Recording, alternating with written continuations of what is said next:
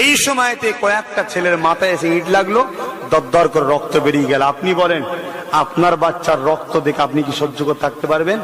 যারা আমাকে ভাই বলে ভালোবেসে এত দূরে গেছে, তারা আমার ভাই, তার শরীরে রক্ত ধরেছে, আমি চুপ থাকতে পারবো? যতদিন বাঁচবো ততদিন এই অন্যায়ের প্রতিবাদ করে যাব। এতে আপনারা কি আমার সাথ যদি নাও দেন, আমি তাও করব। কথা বুঝছেন না, বোঝেন না? কেন আমার ভাই মার খেয়েছে, তোমার ভাই সে নাও হতে পারে, সে আমার ভাই, আমার দাদা হুজুরকে সে পীর বলে মানে, আমরা দুজনে এক পীরের মুরিদ, আমরা পীর ভাই ভাই, আমি তাকে ভালোবাসি। তার শরীরে রক্ত ঝরেছে দেখেছি। ঠিক এই সময় দুটো বোম চার্জ হলো। যে দুটো বোম মারলো কোথা থেকে? একটা মার কাজ আছে ওদের, মার কাজ থেকে মারলো। মার কাজ আর মসজিদ দুটো কিন্তু আলাদা, এই বুঝছেন? এই দুটো আলাদা। বুদ্ধদেব বুঝতে পারেনি বলে তাই বলেছিল মসজিদে সন্ত্রাসী হচ্ছে। বুদ্ধদেব যদি এটা বুঝতো মার কাজ আর মসজিদ দুটো আলাদা, মার কাজ মানে হচ্ছে ব্রিটিশদের দালালদের ঘর, আর মসজিদ মানে হচ্ছে ইমানদারদের সেজদাদের জায়গা, সেজদা দিবার জায়গা। কথা বুঝছেন না, বোঝেন না? এই আমার দুশ্মন কমছে না বাড়ছে? আমার দুশ্মন কমছে না বাড়ছে? বলবেন তো? হ্যাঁ, বলা বন্ধ করে দেবো? আমি সারা জীবন বেঁচে থাকবো নাকি? তাহলে ও কবে মরবো আমি? লিখবে না লিখা হয়ে গেছে? এই বলেন, লিখবে না লিখা হয়ে গেছে? যেদিন হয়েছে তার একদিন বেশি থাকবো বা একদিন কমবে কি? অত বলিয়ে চিন্তা করিনি। আপনাদের শুনতে আপত্তি হচ্ছে না তো? এইভাবে বোম টোম ছুঁড়ে নিরীহ মানুষগুলোর অত্যাচার করলো। এমনকি মুরব্বী লোক অনেকে গেছিল, তাদের দাঁড়ি ধরে নেবে পিটিয়েছে। আর দাঁড়ি ধরে সর্বপ্রথম পৃথিবীতে মেরেছিল কে? সেটা হলো এক মুনাফিক, যে হযরতে উসমান হুজুরের দাঁড়ি ধরে মেরেছিল। সেই মুনাফিকের চরিত্র আজকে ছয়সুলের তাবলীগ জামাতের মধ্যে ঢুকেছে। আর দাওয়াত করে মারা পৃথিবীর ইতিহাসে হিন্দু, জৈন, অনেক ধর্মের লোক আছে, কোন ধর্মের ইতিহাসে পাবেন না যে দাওয়াত করে মেরেছে। একমাত্র পাওয়া যায় ইহুদিরা দাওয়াত করে নিয়ে যে মারে। এই ছয়সুলের তাবলীগ জামাত, এরা সেই ইহুদিদের দালাল, খ্রিস্টানদের দালাল। এরা তাই আমাদের ঘরে আহলে সুন্নাত ওয়াল জামাতকে দাওয়াত করে নিয়ে যেয়ে মারল। এখন আপনারা জনগণ কে তাবলীগ করেন, কে ফুরফুরা করেন আমি জানি না, কিন্তু আপনারা একটা মানুষ, আল্লাহ আপনাদের ব্রেন দিয়েছে। গোস্ত হলে সেদ্ধ হবেন, ছেঁচড়া হলেন বেকার হয়ে যাবে, কিচ্ছুই কাজে লাগবে না। আপনারা বিবেক বিবেচনা করেন, যদি হক হয় তাহলে বসতে আপত্তি কোথায়? কথা বলেন, যদি হক হয় বসতে আপত্তি কোথায়? ঠিক আছে, কিছু গুণের জন্য মেনে নিলাম, ভুল বোঝাবুঝিতে একটা ঝগড়া হয়ে গেছে, ঠিক আছে ছেড়ে দিলাম। আগামী দিন বসো, বসো, জনসমাজে বসবো না, বসতে হবে না জনসমাজে। চলো কোন সরকারি প্রশাসনের ঘিরা টোপে বসবে সেখানে চলো, কিন্তু আমার একটা শর্ত, জনগণকে জানানো দরকার আছে না নাই? তুমি হেরে গিয়ে বেরিয়ে বলতে পারো আমরা জিতে গেছি, আমি হেরে গিয়ে বেরিয়ে বলতে পারি জিতে গেছি। তাই লাইভ টেলিকাস্ট হবে, নাচারে বৃহৎ স্বার্থে এটা করব।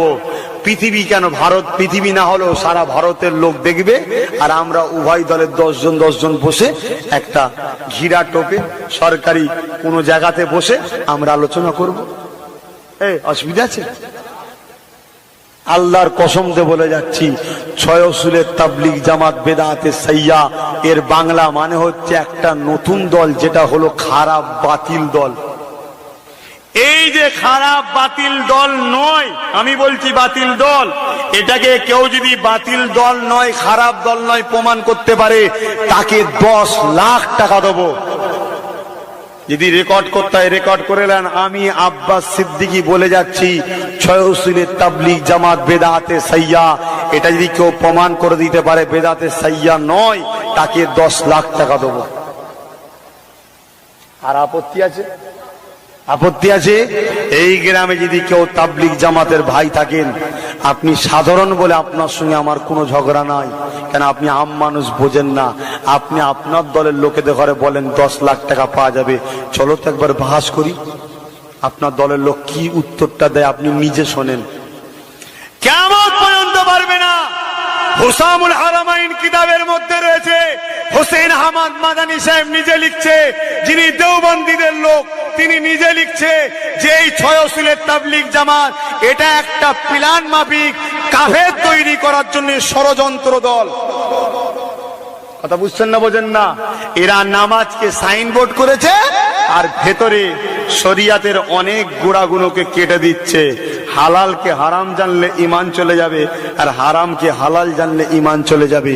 রাসূল বলছে ফজরের নামাজের পর কোরআন পড়ো, 6 উসুলের তাবলিগ বলছে ফজরের নামাজের পরে তাবলিগের নিসাব পড়ো। কোরআন ছাড়াচ্ছে না ধরাচ্ছে? এদের কিতাব পড়তে হবে আব্বা।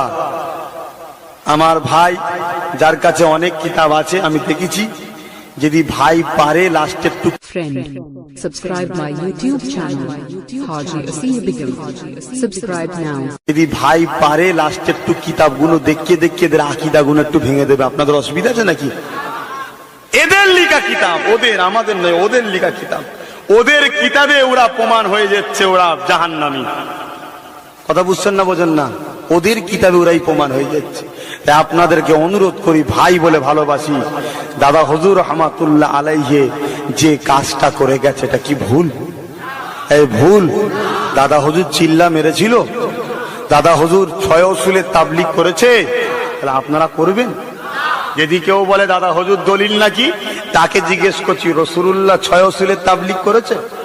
তাবিরা, তাবে তাবিনরা, 4 ইমাম, 4 পিরানে পীর, কে করেছে 6 উসুলের তাবলিগ জামাত? 100 বছর আগে যদি একটা লোক দেখাতে পারে 6 উসুলের তাবলিগ জামাত করেছে, তাহলে ওই দল আমি করবো। 100 বছর আগে চলে যান। মাত্র 75 বছর জন্মের ওদের শিশু। এখানে কোনো বাপ আছে 80 বছর বয়স আছে? এখানে কেউ, এখানে 80 বছর বয়সের কোনো বাপ আছে? বলেন না, 80 বছর বয়স কারণ নেই এখানে? মুরব্বী বাপের এখানে কেউ নেই? 80 বছর বয়স। আমার এই বাপটার বয়স কত? এখনো হলো নি বাপ। যাক, আল্লাহ আপনার হায়াত দারাজ করুন, আল্লাহুম্মা আমিন। তো ভাই, অনুরোধ করে যাচ্ছি, আপনারা আজকে বলেন আমার নবীর ইসলাম ডুবে যাক, এটা আপনারা চান? এই চান? তাহলে আপনার গ্রামের মসজিদ কেন, এলাকায় এলাকায় মসজিদে মসজিদে যদি এই তাবলিগ জামাত ঢোকে, আপনারা যদি আল্লাহকে ভালোবাসেন তাহলে আল্লাহর ঘরের হেফাজতের জন্য আগাতে হবে না? হবে না? কথা বলে সব গ্রামের যুবক গুণে এক হও। ঝগড়া নয়, মারপিট নয়, কোনো জোর জবরদস্তি নয়। আমাদের একটাই দাবি, আপনারা মসজিদে খাচ্ছেন, শুচ্ছেন, রান্না করছেন, কোরআন হাদিস ইজমা কিয়াস দ্বারা আপনারা লিখিত কোটেশন ইবারত সহ লিখে দেন যে এটা চলবে, কোন কিতাবে কোন দলিলে আছে বলেন। লিখে দিয়ে আপনি মৌলী সাহেব তলায় সই করে দেন। এতটুকু বলতে পারবেন না? ঝগড়া হলো কি? এটা জানার অধিকার আছে না নাই? করে দেন। আর ওই লিখাটা নিয়ে ফুরফুরা শরীফে আমি গুনাহগার ছোট হলো আমার হাতে একটু দেবেন। কথা বুঝছেন না, বোঝেন না? ওই লিখাটা আমি নিয়ে যে হাইকোর্টে ফেলবো, সোজাসুজি ডাইরেক্ট। হাইকোর্টে ইসলামিক ল চলে না? চলে না? ফেলবো। কোর্ট মৌলী সাহেবকে চিঠি পাঠাবে, জজ কোর্টে আয়, উভয়ে বসে আলোচনা হবে, দাও দলিল দাও।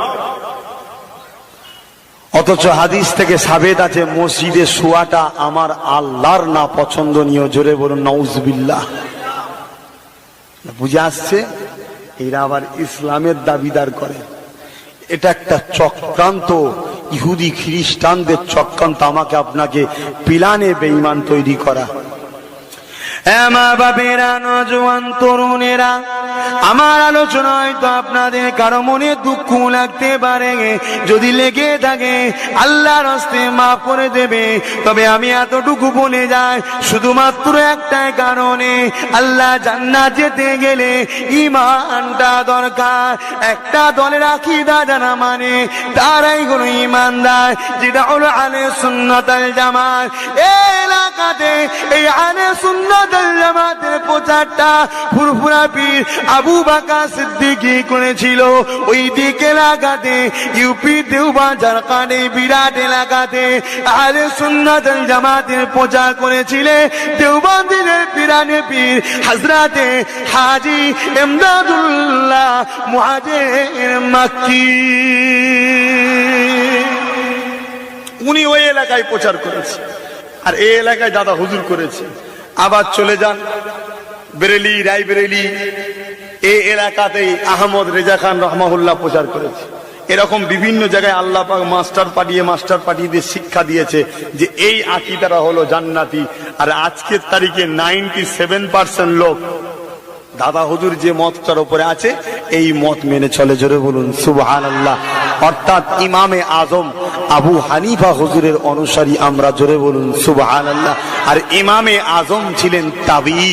রাসূল বললেন সাহাবা তাবিঈ, এবং আমি রাসূল যে দলে, অর্থাৎ তাবিঈ আমাদের মধ্যে রয়েছে। জোরে বলুন সুবহানাল্লাহ। আরো জোরে বলেন সুবহানাল্লাহ। নারে দিবে। তাবিঈ যখন রয়েছে, তাবিঈ শিক্ষা নিশ্চয়ই সাহাবীর কাছ থেকে নিয়েছে, আর সাহাবী নিশ্চয়ই শিক্ষা রাসূলুল্লাহর কাছ থেকে নিয়েছে, তাই তো তিনি সাহাবী হয়েছেন। জোরে বলুন সুবহানাল্লাহ। আর আপনাদের ডাউট আছে, সেই দাদা হুজুরকে মজবুত করে মেনে চলবেন। আল্লাহ আমাদের মেনে চলার তৌফিক দিন। বলুন আল্লাহুম্মা আমিন। তো ভাই, আমি তো শুধু এই সব বিষয়ই বলে দিলাম, অন্য কিছু তো আলোচনা করা হলো না। তা আপনারা কেউ বেজার হলেন নাকি? যদি হয়ে থাকেন আমি কি করব, মজবুরি। কেন, অনেক ফিতনা ছড়াচ্ছে,